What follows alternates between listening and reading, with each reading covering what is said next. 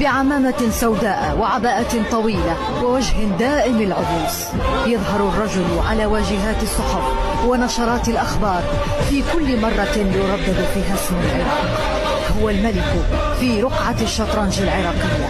عبر خيوط تويتر يحرك تظاهرات ويخمد أخرى. شعبيته كبيرة وأنصاره كثر، تمكنوا مرات من اقتحام أروقة البرلمان والاعتصام بداخله دعما لقائدهم البائس. إنه زعيم التيار الصدري، القائد الشيعي مقتدى الصدر. جيشك راعبهم